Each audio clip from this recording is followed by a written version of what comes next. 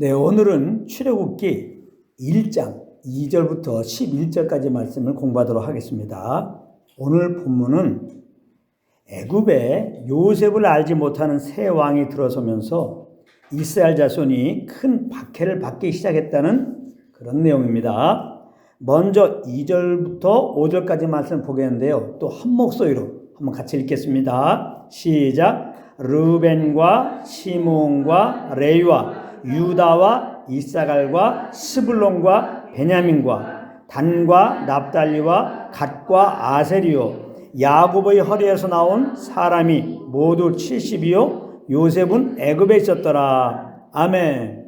이 2절부터 4절까지는 야곱과 함께 가나안에서 애굽에 들어온 야곱의 아들들의 이름입니다. 그런데 야곱의 아들들 중에 요셉의 이름이 없는 것을 볼 수 있는데요.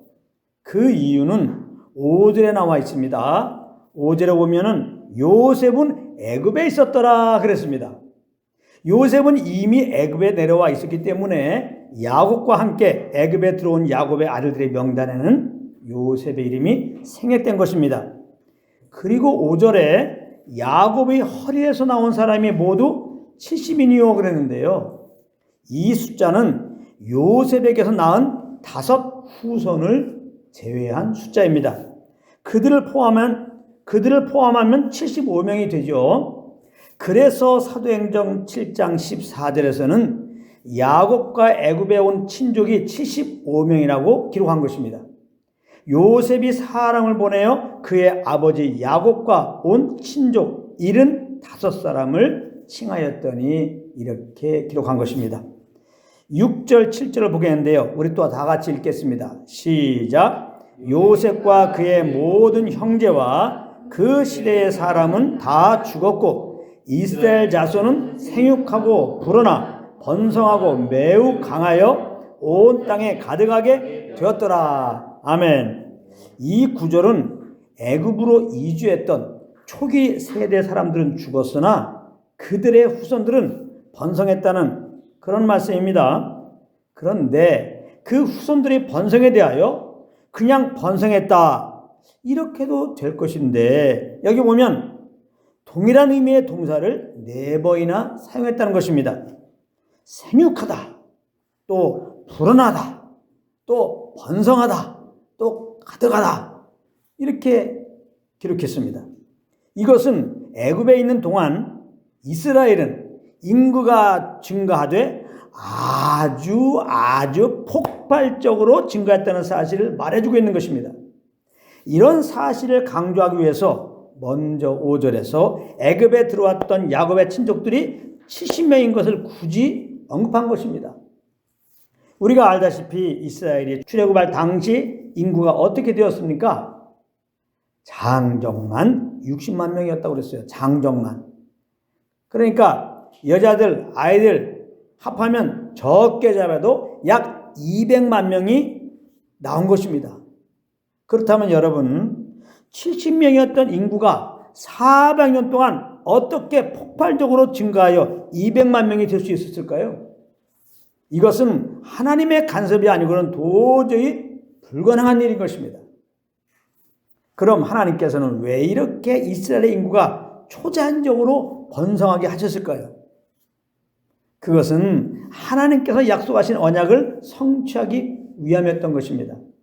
하나님께서는 야곱이 가나안을 떠나서 애굽에 내려가기를 두려워하고 있을 때 이상 중에 나타나셔서 그에게 이런 약속을 해 주셨습니다. 창세기 46장 3절입니다. 창세기 46장 3절.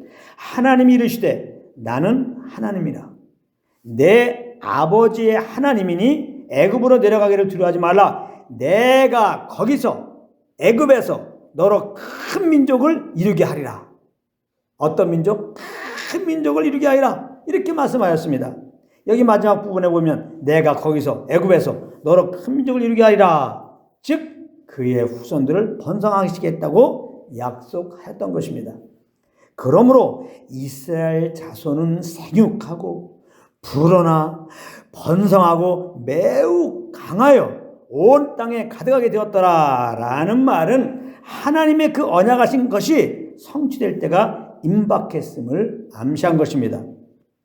자, 그런데 8절부터 11절까지 보면 애굽에 요셉을 알지 못하는 새 왕이 들어서면서 이스라엘 자손이 많게 되면 혹 전쟁이 일어날 때 자기들의 대적편에 서면 어떻게 할까 고민하다가 이스라엘 자손에게 노역을 심히 강화해서 그들이 지쳐 아이를 못 나게 하려고 했다는 것입니다.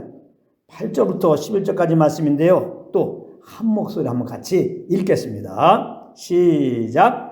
요셉을 알지 못하는 새 왕이 일어나 애굽을 다스리더니 그가 백성에게 이르되 이 백성 이스라엘 자손이 우리보다 많고 강하도다.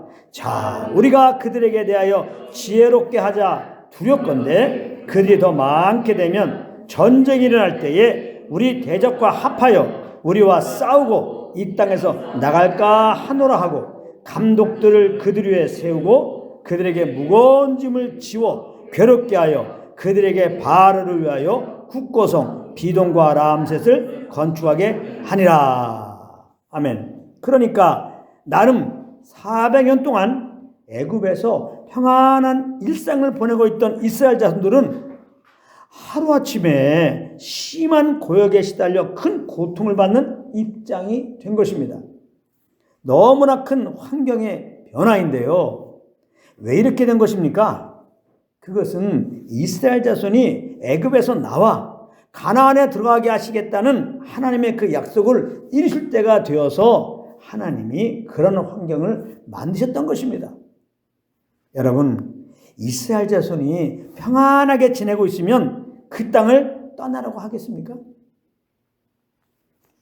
그래서 그런 힘든 환경을 만드신 것이다 이 말씀입니다. 2차 대전 당시 히틀러 나치 정권으로 말미암아 너무나 안타깝게도 유대인들이 대학살을 당하게 되었는데요. 그런데 그 일로 유럽에 있던 유대인들이 하는 수 없이 어쩔 수 없이 척박하기 그지없었던 자기 본토 이스라엘 땅으로 돌아가게 되었던 것입니다. 이렇게 사방에 흩어졌던 유대인들이 자기 고토로 돌아오게 된 것은 하나님의 약속에 성취했던 것입니다.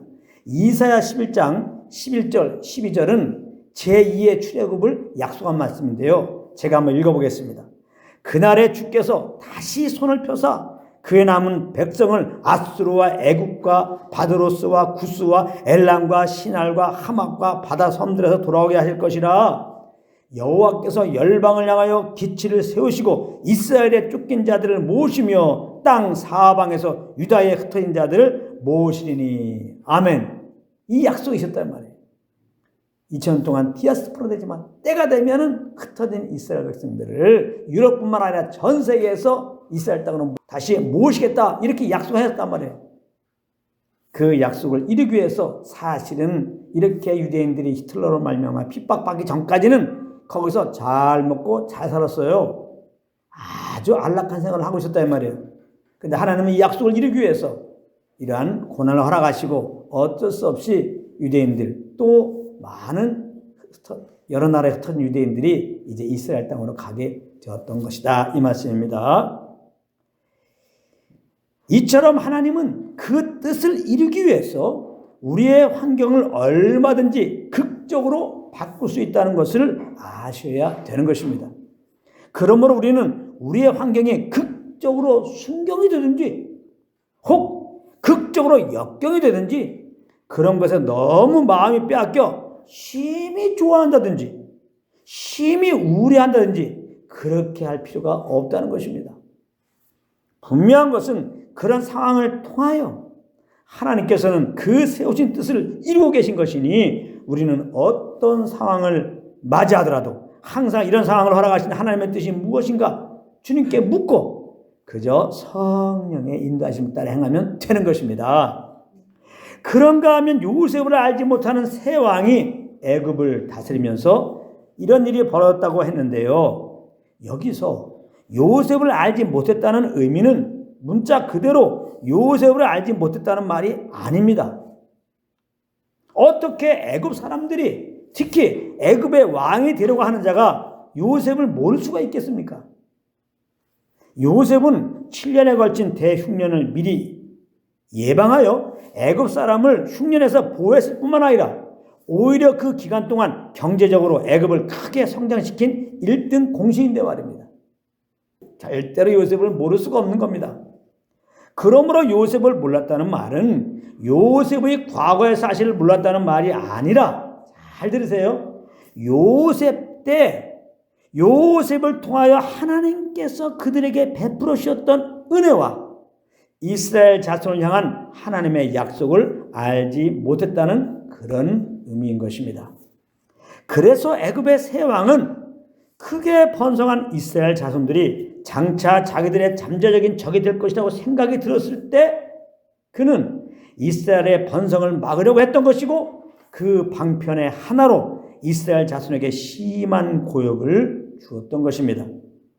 그래서 한편으로는 자기들의 필요한 노동력을 얻을 수 있게 되니까 말입니다. 여러분, 이것이 바로 이 세상 사람들이 살아가는 삶의 방식입니다. 하나님께서 자기들에게 베푸신 은혜와 하나님의 약속에는 아예 관심이 없고 그저 자기의 배를 위해서 살아가고 있다, 이 말씀입니다. 그래서 예수님을 믿으면 구원받는다고 하는 이 기쁜 소식을 전해주어도 그들의 반응은 시큰둥한 것입니다. 예수가 밥 먹여주냐? 이 말이죠. 때를 따라 비를 내려주시고 해를 비춰주시고 이만큼 살게 하신 분이 하나님이시라는 것을 알았다면, 무엇보다 우리를 사랑하셔서 그 아들을 보내주시고 그 아들을 믿는 자마다 죄사함과 영생의 복을 주신다는 사실을 알았다면 당연히 회개하고 예수를 믿을 것인데, 그들은 그 베푸신 은혜에 대하여 항상 감사하며 주님을 따라 살 것인데 이 사실을 모르기 때문에 이렇게 하나님의 뜻을 대적하는, 즉 자기 욕심을 따라 행하고 있는 것이다, 이 말씀입니다.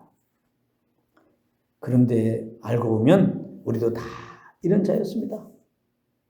하나님의 베푸신 은혜를 알지도 못하고 또 우리에게 주신 하나님의 약속이 무엇인지 모르고, 그러므로 누가 예수 믿으라 그러면 너나 믿으라, 그렇게 예수님을 대적했던 그런 자들이었습니다. 그러면서 내 욕심 따라, 육신의 정욕, 안목의 정, 이생의 자랑 따라 그렇게 살았던 자들이었습니다. 에베소 2장 3절이 그렇게 증거하고 있습니다. 성경이 그렇다면 그런 것입니다. 전에는 우리도 다 그 가운데서 우리 육체의 욕심을 따라 지내며 육체와 마음에 원하는 것을 하여 다른 이들과 같이 본질상 진노의 자녀였더니, 그런데 하나님의 그 크신 은혜로 인하여 믿음으로 말미암아 예수를 믿고 이렇게 새 사람이 되었으니 이거 얼마나 감사한 일인지 모르는 것입니다. 에베소 2장 8절 9절입니다. 너희는 그 은혜에 의하여 믿음으로 말미암아 구원을 받았으니 이것은 너희에게서 난 것이 아니요 하나님의 선물이라 행위에서 난 것이 아니니 이는 누구든지 자랑하지 못하게 함이라, 이렇게 말씀하고 있습니다. 이제 그러므로 우리가 할 일은 다른 것이 없어요. 내 힘을 써서 내 잔머리를 써서 살 것이 아니라, 이 말씀입니다. 믿는 우리는 그저 예수님의 새 생명으로 새롭게 된 새 사람으로 그냥 그렇게 사는 것입니다. 이것을 또 다른 말로 예배자의 삶이다, 거룩한 산제사의 삶이다, 믿음의 삶이다, 이러는 거예요. 예배의 삶, 거룩한 산제의 삶, 믿음의 삶, 특별한 거 아니에요. 유별난 거 아니에요. 힘든 거 아니에요. 우리가 부모로부터 태어났어요. 아담이 헐에서 났다, 이 말이에요. 그래서 자연스럽게 옛사람으로 살았습니다. 우리의 본성을 따라 살았어요. 마음에 원하는 대로 살았어요. 그 육체에서 올라오는 그 소원을 따라 살았어요. 이걸 보고 뭐라 그래요? 죄된 삶이다, 육신의 삶이다, 그렇게 말하죠. 이제 우리는 하나님의 은혜를 말하며 예수님을 구원받았어요. 예수의 새 생명으로 새롭게 되었어요. 믿는 자의 삶은 이 새롭게 된 사람으로 사는 거예요. 속사람으로 살아야 한다, 이 말이에요. 속사람으로 사는 것은 성령을 쫓아 사는 거예요. 너무 자연스러운 거예요. 선하게 주신 소원함을 따라 사는 거예요. 그래서 새 사람의 삶, 이것을 예배라고 하는 거예요. 거룩한 산제사의 삶이다. 믿음의 삶이다. 즉 성령을 쫓아 사는 것이 너무 자연스러운 거예요. 유별난 게 아니에요. 너무 자연스러운 것입니다.